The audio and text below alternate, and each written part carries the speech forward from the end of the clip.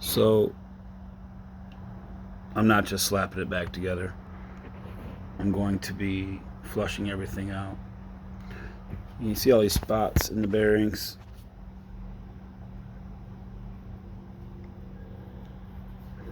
They did their job. They picked up something. So it is what it is. I'm going to be flushing everything out. Crank could be polished. I don't feel that.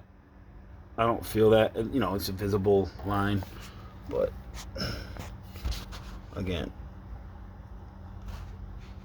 I don't feel it. Cylinder number 6, I do have a line in it.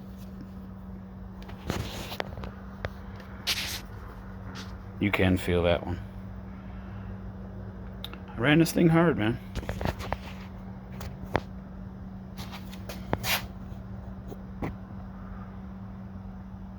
Can still see the hatching. Brand new motor. 2 seasons, take it apart. Do the valve springs. Gap the rings. New bearings. Polish that crank. Send it back out there.